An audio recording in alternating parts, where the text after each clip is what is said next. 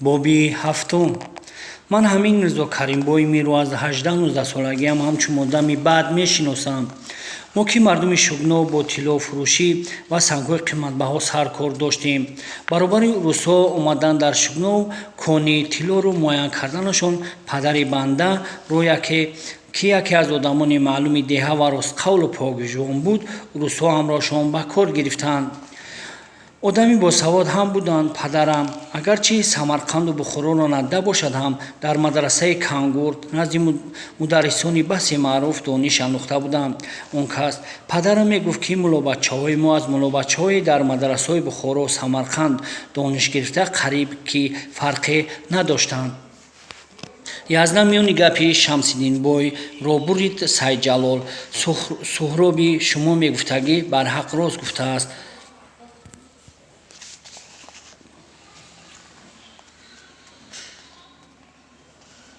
баъзан мулобачаҳои Кангур аз мулобачаҳои дар мадрасаҳои Бухорову Самарқанд таҳсили илм гирифта дар пояи баландтар меистанд. аммо Самарқанду Бухоро ки шаҳрҳои бузургу обод одамро пухта ва ҷондида мегардонанд. додарам Сайҷалол гуфт: Шамсиддинбой, барҳақ мулобачаҳои кангуртӣ дар пухтагиву донишмандӣ аз таҳсилгирифтагони мадрасаҳои Бухоро Самарқанд баланд набошанд ҳам паст нестанд. шумо ҳаққед язнаҷон, вале мо ба маданият онҳо расида наметавонем, чунки дар он шаҳрҳо мардуми гуногун қавму гуногун миллат бисёранд ва аз якдигар ибрат мегиранду меомӯзанд, гуфт Сайҷалолу ба язнаш хоҳиш кард ки нақлашро дар бораи Суҳроб давом диҳад. Суҳроб гуфт ки падарам дар Шугнов чанд сол кор кард ё надорам. Нақлашро идома дод Шамсиддинбой. вале аз тиллое ки ба ӯ рӯсҳо ҳақ медоданд захира карда будааст. як шом ҳини таомули хӯрок маро фармуд ки пагоҳ аспҳоро барвақт ҷав бидиҳам. ҳамроҳи амак ва Шерафганбой якҷоя ба сафар мебароем. Шерафганбой яке аз бойҳои номӣ ва басе дорои деҳаи Шугнов аст. ман аз хурсандӣ ҷои нишаст намеёфтам, лекин пас аз 10-солагиам қиблагоҳам дар сафарҳои дуру наздикаш бандаро ҳамроҳ мегирифт. субҳи рӯзи дигар рустами падарам, шодмони амакам ва Шерафганбои ҳамдиҳамон пеш аз намоз ба сафар баромадем. намози бомдодро дар рӯ хондем. аспони бардаму пурқувват ки доштем, гашти пешин ҳамин деҳаи сафеддоракро гузаштем. Шерафганбой дар деҳаи Мандоғ, ки дар як дараи бо паҳнои кӯҳи Морон Чилонтов воқеъ будааст, як ошнои бое доштааст. ҳамон ҷо фуруд омадем. бой дар хонааш будааст. моро бо хушнудӣ пазируфт. ҳамон ҷо шаб истодем. бой обу таом бисёр карда ба ҳурмати мо аҳли деҳаро ба хонааш даъват намуд.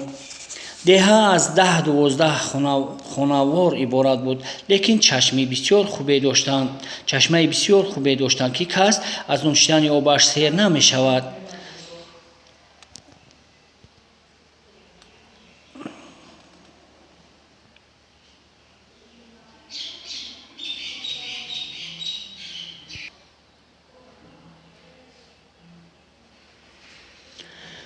боби ҳамон чашма мардуми деҳа назди хонаашон ки ҳота мегӯянд боғҳои хуби марғубе сабзониданд. хулас дар хонаи бой ҳам худ ва ҳам аспонамон дам гирифтем.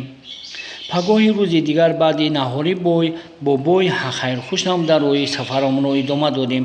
шабро дар деҳаи Сангтуда ба рӯз овардем. дар он ҷо низ моро хуб истиқбол гирифтанд.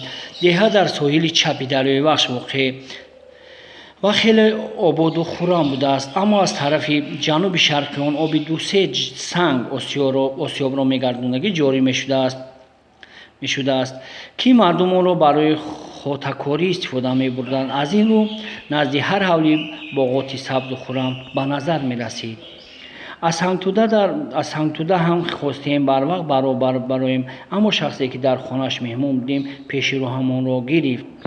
шумо ки меҳмони манед, намегузорам ки бадин барвақтӣ ба роҳ бароед, қатъиян изҳор дошт ӯ ва илова кард ки чунки аз ин ҷо то Қурғонтепа лаблаби дарё роҳи басе пурпечутоб ва пурхатар аст. ғоратгарони бодиянишин роҳи мусофиронро поида онҳоро мекушанд. бору буна ва уловҳояшонро мегиранд, ҷасадҳояшонро ба дарё парфта тумаи моҳиён месозанд. намозро якҷо мехонем, наҳорӣ мехӯрем. вақте дар роҳ рафтуои одамон сар шуд, иҷозат рафтанатонро медиҳам. дар сари наҳорӣ Шерафганбой аз соҳибхона пурсид, ки розанон аз кадом қабилаанд.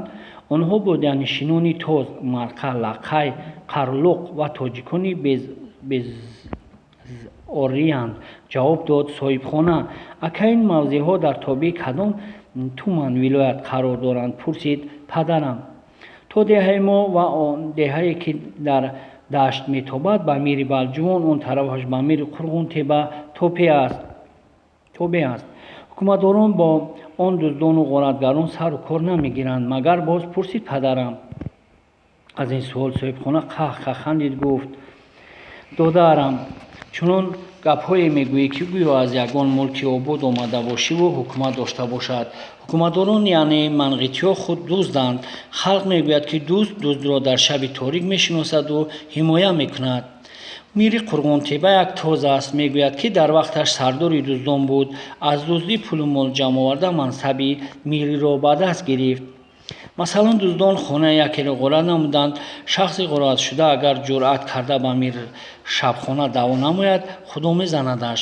молаш ку рафт, ҷонаш ҳам меравад. ана ҳамин хел аст ҳозир ҳукуматдорию миригариҳо. ин гуфтугузор дар сари наҳорӣ ба миён омад. рӯз тамоман равшан шуд. офтоби оламтоб баромад. дар роҳ байни Сангтуда Қурғунтеба рафтуомад сар шуд. мардум аз хавфи дуздон 15-20 нафар якҷо ба сафар мебаромаданд. ана акнун он шағолу гургурбоҳо аз моли дунё селнашуда рафта ба ҳечаҳояшон даромаданд. гуфт соҳибхона: калони мо ҳам ба соҳибхона барои иззату икром ва маслиҳатҳои бародаронаш ташаккури бисёр хонду иҷозати рафтанро гирифтанд. меҳмонони азиз, агар як шаби дигар меистоде, сарам аз шодӣ ба осмон мерасид. агар не, сафаратон бехатар бошад. аз балоҳои замину осмонӣ худо нигаҳбон бидорад. мо ба аспҳоям савор шуда баромадани будем, ки соҳибхона боз таъкидамон кард. он ҳайвонҳои ваҳшӣ ба ҳечаашон даромаданд. гуфта хотирҷаму фориғбол нашавед. чашм нарасад, аспони хушоянду қатҷалбкунанда доштаед. ин дуздони мурдор ҷон медиҳанду ба ин гуна аспон ҳуҷум мекунанд. бинобар ин ба ҳар рӯйдоду ҳар воқеа тайёр бошед ва ҳушёр асп биронед. мо аз Сангтуда баромада дар дашт бо шиддат асп мерондем. рустам тапончаи ошнои урусдодаро ба худат гирифтӣ? А падарам? пурсид Шерафганбой. бале, гирифтам, ҷавоб дод падарам. ман ҳам тапончаамро барои эҳтиёт бо худ гирифтам, гуфт Шерафганбой. ва боз аз падарам пурсид: чанд тир дорӣ? барои парвондани як тӯда дуздон мерасад. аз ман ҳам хеле ҳаст, қаноатманд ҷавоб дод Шерафганбой. ту чӣ? аз амакам пурсид падарам. ман ҳам ҳамон корди дудамаи ошнои урусамо ҳадя намударо барои мабодо гирифтам, ака. хуб кардӣ, низ қаноатманд шуд падарам. мо ки ба тапонча ягон дуздро парвондем, ту дарав рафта амакашро мезанӣ? ба амакам шӯхӣ кард Шерафганбой. ҳамамон хандидем. аз деҳае ки соҳибхона нишонамон дода буд, гузашта ба лаби ҷарӣ ба як тангие ворид шудем. аз он танги сари аспсаворон ба зур метофт. марди тайёқакӣ агар дил мекард, метавонист саворро ба сараш заду афтаду худ ҳез зада савори асп шавад. баробаре ба танги ворид гардидан, бидидам, ки Шерафганбою падарам тапончаҳояшонро аз ҷайб бароварда дар остини ҷелакҳояшон пинҳон намуданд. яъне ба ҳар хавфу хатаре аз пеш бароянда омодагӣ гирифтанд. 1000 қадам дарозӣ дошт танги. пеш Шерафганбой, аз ақиби ӯ падарам, аз пушташ ман ва аз ҳама охир амакам асп ронда мерафтем. монанди ширдон ду нимаш баланд буд тангиро. то охири тангӣ 10-15 қадам монда буд, ки касе аз баландии тайёқ дар даст ур гуфт. баланд шудани тайёқи ӯро акнун дида будем, ки ҳамин замон садои тир ҳам баромад. марди тайёқдор чапа шуда омада дар пеши пои аспи падарам биафтод. дуздон ду нафар буданд. яке аз онҳо ба боло мегӯрехт ки шарафганбой тирезада кори ӯро ҳам тамом кард ва ҳамоно ба мо фармуд ки аспҳоро қамчин зада аз ин мавзеи касофатбор ҳарчи зудтар бароем. ҷонварон ба мисли ки хатарро фаҳмида бошанд ҳар лаҳза моро ба пушти кӯе бурданд ки роҳ акнун аз лаблаи дарё мегузашт. мо аз ваҳми оне ки дуздон ҷасадҳои ҳампешагонашонро ёфта таъқиб монастуданд ва ҷалъасп мерондем. аз лаби дарё бо як дашти калоне баромадем. ин даштро то замони мамлакатро забт намудани манғитиён дашти уштури ҳасан мегуфтанд. баъди манғитиён бо забони худ дашти туятошаш ном гузоштанд. барҳақ дар байни дашт як сангест ки ба уштур монандӣ дорад. аз ин дашт баромада роҳ боз лаблаби дарё сар мешуд. дидем ки се савор он ҷо истода ҷуръат надоранд ки ба роҳи борики лаби дарё ки ба забони туркӣ ямонқия роҳи борики вайронаш мегӯянд аспонашонро ҳаракат диҳанд.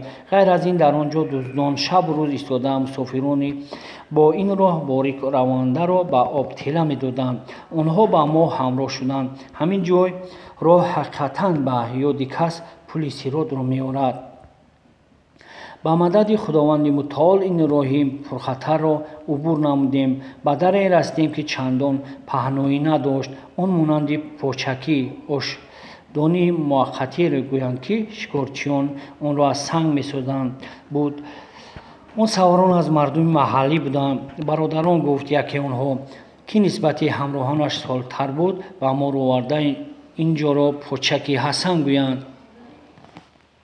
агар аҷал амон диҳад дар бораи ҳасан паҳлавон ният дорам асаре эҷод кунам. он гоҳ дар бораи камари ҳасан, охури ҳасан, маркаби ҳасан, уштури ҳасан, почакиҳои ҳасан, деги чилгӯшаю тобагиҳои ҳасан, муборизаҳои ҳасан ба душманон ба хонанда маълумот хоҳам дод. аз муаллиф барҳақ нақл кард суроб ба деги ҳақиқие монанд буд. мо аз он ҷо ба баландие баромадем ки водии вахш қариб саросар намудор буд. акнун аспонамон аз болои тобаҳои сурхи сангин роҳ мепаймуданд. ҳамроҳони навамон гуфтанд ки то манғитиё омадан ин ҷоро тобҳои ҳасан меномиданд. баъд манғитиё тобатошаш ном ниҳоданд. аз он баландӣ баромада ба даште расидем ки ба назари банда аввалу охир надошт. раҳбаладони мо шаҳр доданд ки ин даштро дашти бахтуробод ё дашти ҳасанбаҳодур гӯянд. аспонамон дар ин дашт бо шиддат пеш мерафтанд.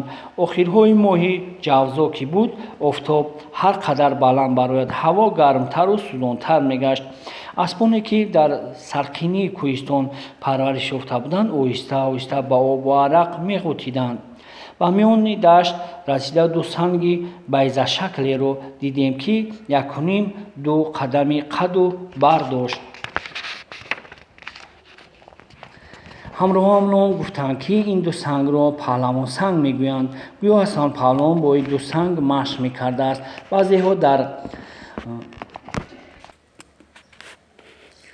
баъзеҳо дар ин ақидаанд ки ҳасан паҳлавон ин ду сангро ба даст гирифта бозикунон аз як тараф дашт ба ҷониби дигар рафта боз пас мегаштааст.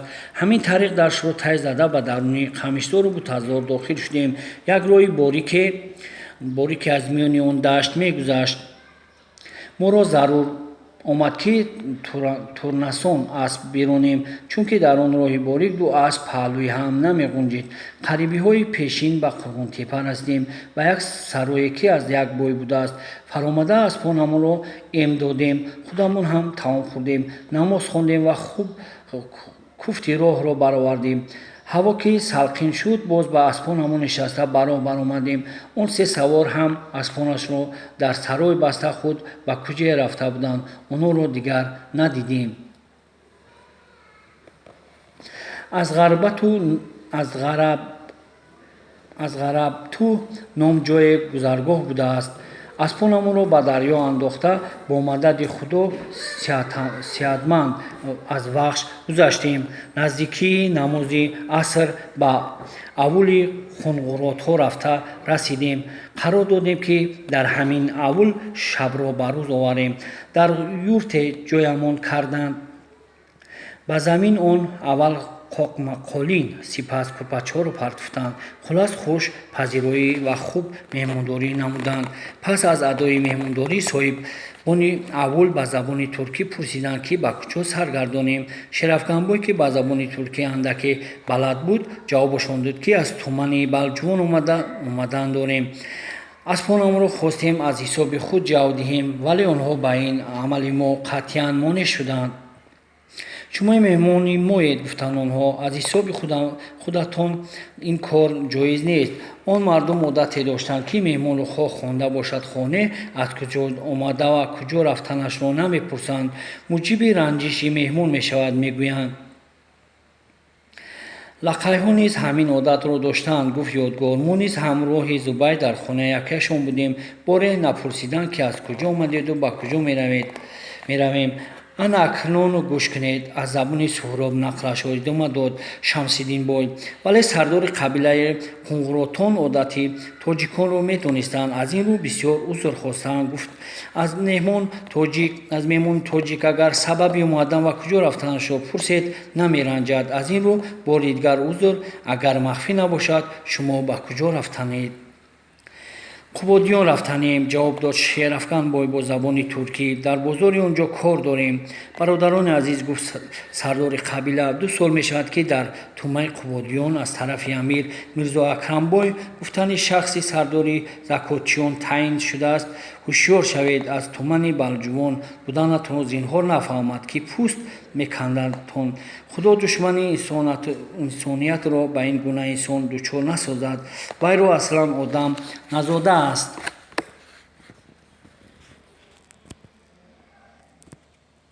مادری او گرگ است. اگر از سگ تولد می شد کم و بیش رحم و شفقت می داشت. گرگ آنچنان بی رحم و شفقت است که اگر با عاقل گوسفندان درآید همه گوسفند را بوقی کرده کشر خورده برآمده می رود. این میرزا کریم بای هیچ سیرایی ندارد. اگر بر روی کس با دقت‌تر ذهن ماند حقیقتا در کاسه‌خانه سرش چشمان گرگ را می بیند. مردم قبادیان از دست این مردار ناسیرم به داد آمده است. پگاهی بعد از ادای نماز از آنها دعای سفر خواستگار شدیم. تا قبادیان راه چندان درازی نمانده است. گفت سردار قبیله اسبایی که شما دارید خدا خواهد در 1 ساعت می رسید. از این رو بشینید و همراه ما نهاری بخورید. بعد به شما دعای خواهیم داد. تکلیف مسافر را رد کرده نتوانستیم و همراهشان نشسته نهاری خوردیم.